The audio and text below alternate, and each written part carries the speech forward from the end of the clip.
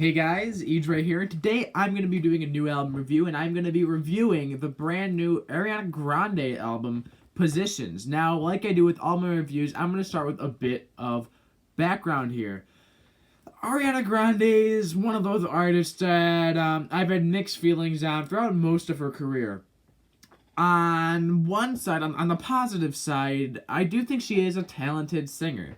I do think that out of a lot of the pop singers out there, I do think she does have a lot of talent. She does have a pretty good voice.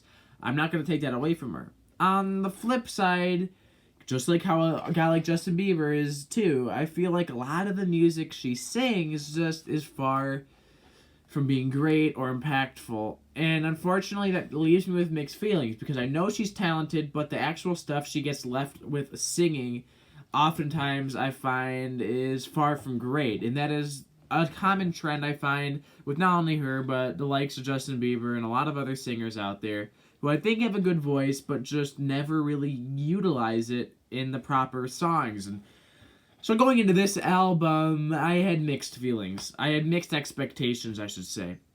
On one hand, I was kind of expecting to hear her kind of get a bit more ethereal, a bit more atmospheric, and a bit more experimental in a sense, because a lot of pop stars lately have been going that path a little more, and I'm actually perfectly fine with that. I enjoy that a lot of these pop artists are experimenting a bit more with their sound.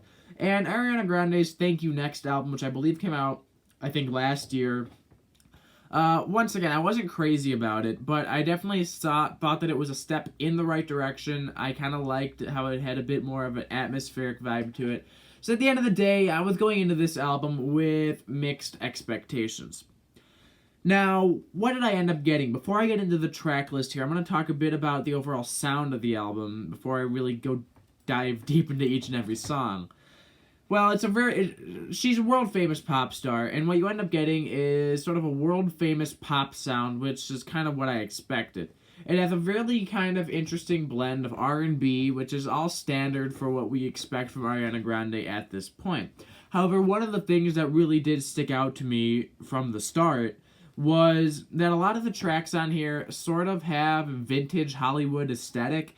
What I mean is when you go back and look at old movie soundtracks from the 40s and 50s and stuff, it kind of reminds me a little bit of that. The really glamorous string sections on here, the very luscious instrumentals, really do scream that very vintage kind of Hollywood vibe. And unfortunately, though, not every song really does follow through with that. Well, I kind of would have enjoyed this album a little more if that was more consistent throughout. Unfortunately, a lot of these songs still follow through with a very conventional pop trap sound, which is unfortunately become the norm for her music. The songs themselves, I think, are lacking a bit. Now, it kind of sucks that I feel that way because they're very loaded with atmosphere and ethereal elements that really do add a bunch of character to the songs. And on the surface, it comes across very nice and pleasing to the ears. But unfortunately, the songs themselves, I just feel, are not the greatest. I would have liked the songs to actually be a bit more advanced, a bit better. And unfortunately, I don't really feel like the songs at their core are that good. They may be laced with a whole bunch of great string sections and luscious production, which I really enjoy quite a bit. But the actual songs themselves oftentimes fall flat. And I think one of the main contributors to the reason why I feel a lot of these songs are not that great, a lot of that has to do with the vocals and the lyrics. Now, you might be weird because I just said she has a good voice, but a lot of these luscious, airy vocals, which I think sound pretty good here, there are some parts where I still feel like she doesn't oversing it. She doesn't have to go nearly as hard as she does on some tracks. And the lyrics. A lot of the lyrics to me feel very substanceless. They feel very simplistically written, and while I wouldn't have an issue with that, in most cases, you have these very advanced, very just bombastic arrangements that these sort of amateur lyrics sort of give it an off-putting feeling. And I think this is a good segue for me to talk about each of the tracks.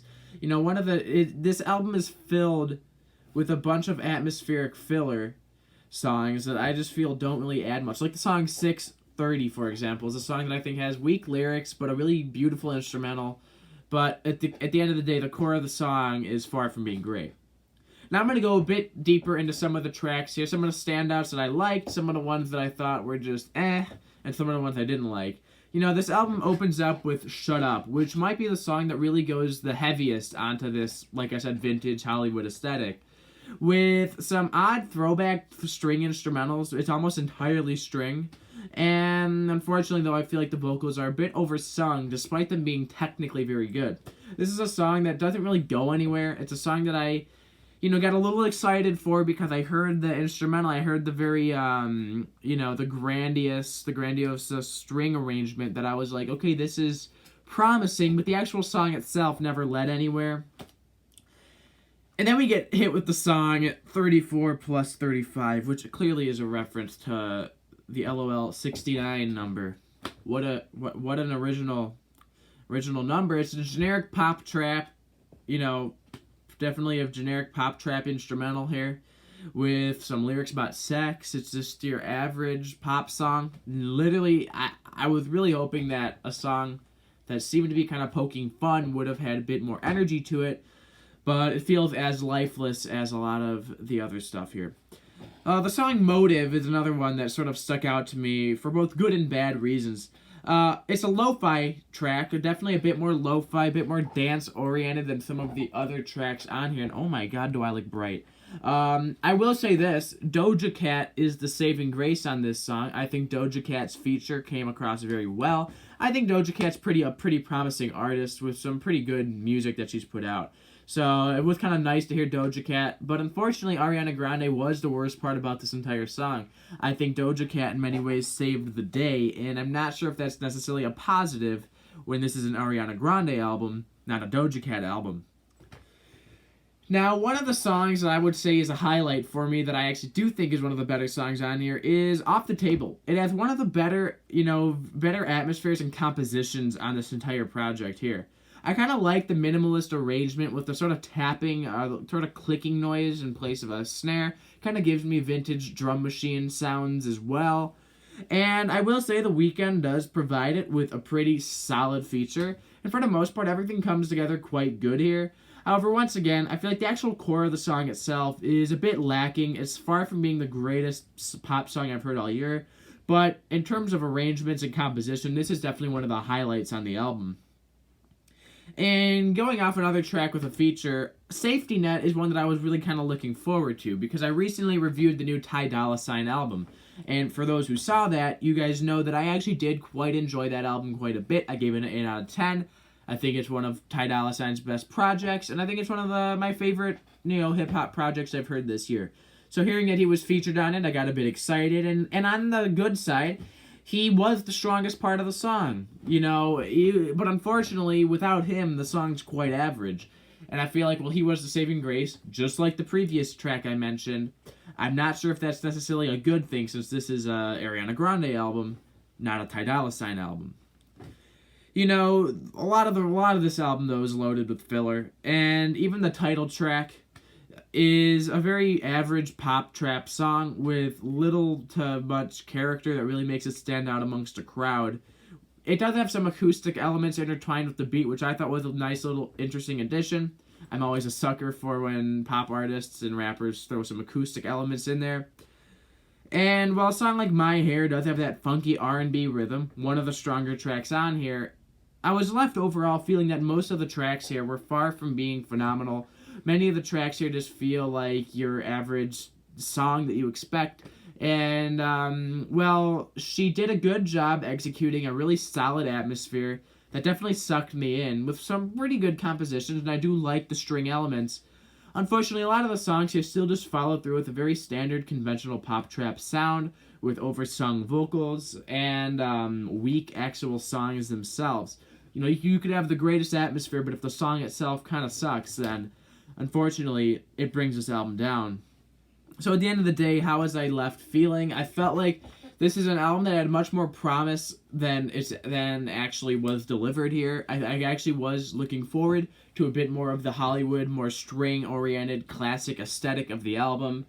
But unfortunately, not all the songs really went all the way with that.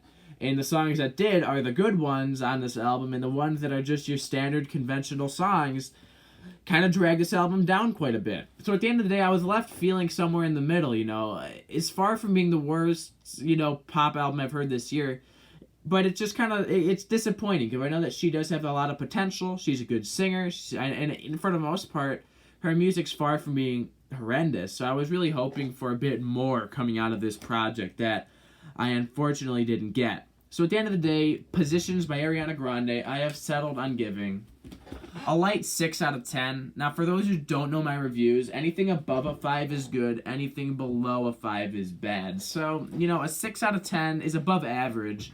It's not a negative review. I enjoy it more than I dislike it, but it doesn't really reach that top tier of great albums just because I feel like there was a lot left to be desired and left me wanting a lot more that was not delivered. So unfortunately, Ariana Grande's new album, Positions, I have settled on giving a 6 out of 10. So, better than it is worse, but far from being great. That is it for now, and goodbye.